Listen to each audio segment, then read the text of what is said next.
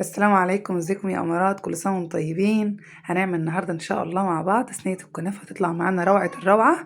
لو انت الكنافه بتاعتك مش بتظبط معاكي، بتطلع ناشفه، السراب بتاعك مش مظبوط، التسويه بتاعتك مش تمام، كل ده ان شاء الله هنظبطه مع بعض وهنقول كل الاسرار، وان شاء الله الكنافه بتاعتك هيطلع ناجحه بعد الفيديو ده.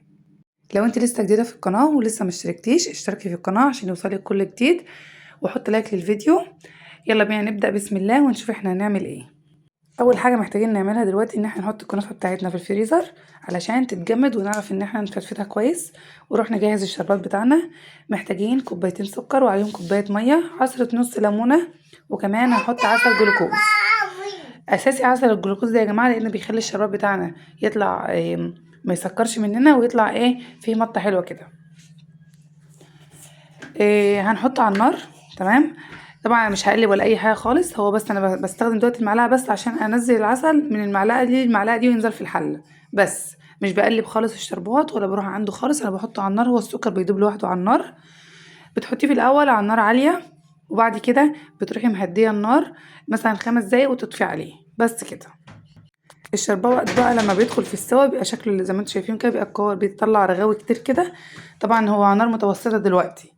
بتروحي طافية عليه النار وجايبة شوية فانيليا صغيرين وتحطيهم عليهم، بس بعد ما تطفي النار. ما تكتريش فانيليا، وممكن تستغني عن الخطوة دي خالص. تمام.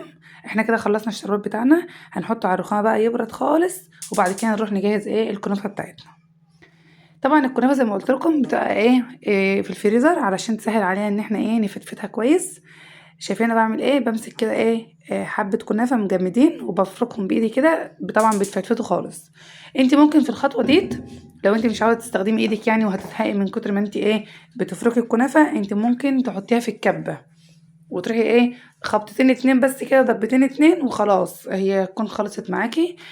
بس انا عاوزه اقولك على نصيحه، انت ما بتعمليها بايدك بيبقى احسن من انت تحطيها في الكبه، لانه انت بتعمليها في ايدك ممكن ساعات تلاقي مثلا حتت معجنه كده، كلاكيع كلام من ده. انت الكلاكيع دي انت يفضل طبعا ان انت تشيليها من الكنافه بتاعتك، ما تحطهاش في الصينيه بتاعتك ولا اي حاجه. زي ما انتم شايفين بالشكل ده كده، نفضل نفرك فيها يمين وشمال لحد ما تبقى كلها ناعمه بالشكل اللي انتم شايفينه ده. ولو لقينا مثلا اي كلكعه كده ولا كده، بنفركها بايدينا برضو، مبقاش عندنا اي حاجه معجنه في الكنافه بتاعتنا. انا كده جهزتها، هبدا اجيب بقى اجهز بقى مكسراتي، واجهز السكر بتاعي وكل حاجه. هجهز المكسرات بتاعي، هحشي بسوداني وزبيب وجوز هند، ممكن ما تحشيهاش خالص على فكره عشان تبقي عارفه، وتطلع جميله. انت لو سبتيها ساده بتطلع جميله برضو. الصينيه بتاعتي بدهنها شويه سمنه كده محترمين من تحت بالشكل ده كده. بجهز حاجاتي كلها قبل ما انا ابدا اعمل في الكنافه. وعاوزه اقول لكم انا في الوقت ده انا اصلا رحت سخنت الفرن على درجه حراره 180، وحاطه الرف بتاعي في النص. السمنه بتاعتي جاهزه اهي، هستخدم كوبايه سمنه. تمام.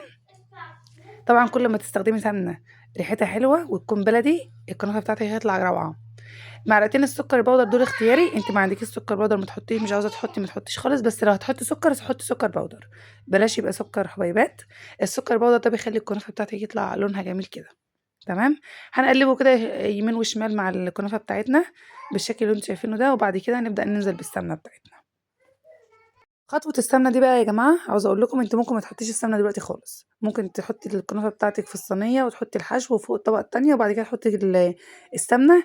بس يستحسن ان انت تحطي السمنة في الوقت ده، علشان تفركي كل الكنافة بتاعتك في السمنة، وتوصلي السمنة لكل الكنافة بتاعتك بالشكل اللي انتوا شايفينه ده. بتفضلي تفركي يمين وشمال لحد ما تحسي ان كل الكنافة اللي عندك واصل لها السمنة، وما عادش عندك كنافة من غير سمنة. تمام.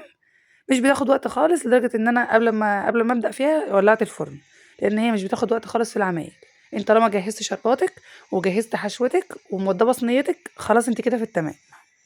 نبدأ بقى نوزع طبقة الكنافة في الصينية، بنقسم المقدار كده مثلا نصين، وحاولي ان الجزء اللي تحت هو اللي يكون اكتر. تمام. يعني مثلا تلتين تحت وتلت فوق، وتوزعيه كده كويس في كل الصينية، ما يكونش في حتة ما فيهاش مثلا كنافة، وتكون كلها متساوية. نبدأ نوزع بقى الحشو كده، طبعا انت ممكن ما تحطيش حشو خالص زي ما انا قلت لك، وبتطلع طعمها على فكرة جميل. نبدأ نحط الطبقة التانية كده. في الطبقة التانية دي واحنا بنحطها بقى نحاول ان احنا نوزع كويس، وما يبقاش عندنا اي مكسرات باينة. تمام. يعني خاصة الزبيب، يعني خدي بالك كويس قوي لو انت حاطة زبيب في الكنافة بتاعتك، حاولي تكوني مغطياه كويس وما يكونش باين على الوش من فوق، علشان طبعا هو لو باين وحطيتيه في الفرن الزبيب ما بيستحملش درجة الحرارة، بيقوم جاي مثلا مفرقع او ناشف او محروق. تمام.